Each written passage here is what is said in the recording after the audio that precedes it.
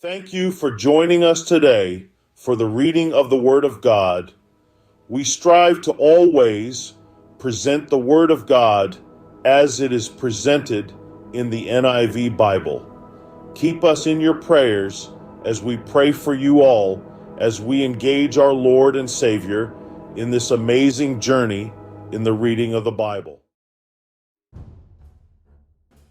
David left Gath and escaped to the cave of Adullam. When his brothers and his father's household heard about it, they went down to him there. All those who were in distress or in debt or discontented gathered around him, and he became their commander. About 400 men were with him. From there David went to Mizpah in Moab and said to the king of Moab, "Would you let my father and mother come and stay with you until I learn what God will do for me?"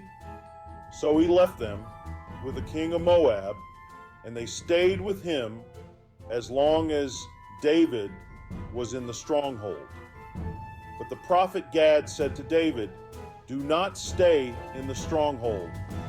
Go into the land of Judah." So David left and went to the forest of Hereth.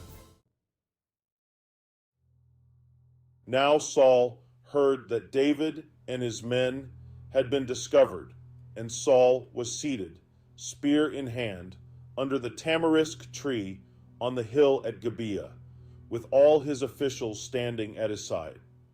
He said to them, "Listen, men of Benjamin, will the son of Jesse give all of you fields and vineyards? Will he make all of you commanders of thousands and commanders of hundreds? Is that why you have all conspired against me? No one tells me when my son makes a covenant with the son of Jesse. None of you is concerned about me, or tells me that my son has incited my servant to lie in wait for me, as he does today." But Doeg the Edomite, who was standing with Saul's officials, said, "I saw the son of Jesse come to Ahimelech, son of Ahitub, at Nob." Ahimelech inquired of the Lord for him. He also gave him provisions and the sword of Goliath the Philistine. Then the king sent for the priest Ahimelech, son of Ahitub, and all the men of his family who were the priests at Nob, and they all came to the king. Saul said, "Listen now, son of Ahitub." "Yes, my lord," he answered. Saul said to him, "Why have you conspired against me, you and the son of Jesse, giving him bread and a sword, and inquiring of God for him, so that he has rebelled against me and lies in wait for me, as he does today?" Ahimelech answered the king, "Who of all your servants is as loyal as David, the king's son-in-law, captain of your bodyguard and highly respected in your household? Was that day the first time I inquired of God for him? Of course not. Let not the king accuse your servant or any of his father's family, for your servant knows nothing at all about this whole affair." But the king said, "You will surely die, Ahimelech, you and your whole family."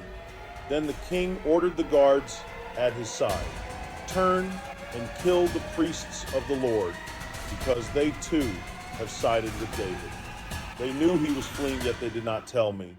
But the king's officials were unwilling to raise a hand to strike the priests of the Lord. The king then ordered Doeg, "You turn and strike down the priests." So Doeg the Edomite turned and struck them down. That day he killed 85 men who wore the linen ephod. He also put to the sword Nob, the town of the priests, with its men and women, its children and infants, and its cattle, donkeys, and sheep. But one son of Ahimelech, son of Ahitub, named Abiathar, escaped and fled to join David. He told David that Saul had killed the priests of the Lord. Then David said to Abiathar, "That day, when Doeg the Edomite was there, I knew he would be sure to tell Saul. I am responsible for the death of your whole family. Stay with me. Don't be afraid. The man who wants to kill you is trying to kill me, too. You will be safe with me. We invite you to take a moment and peruse the PDF attached to every video.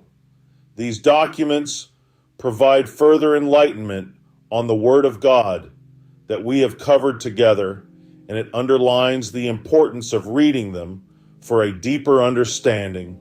We send our blessings to you in the name of Jesus Christ, always. Your presence in the next reading of God's Word would be highly appreciated. Be there. We await your involvement with excitement.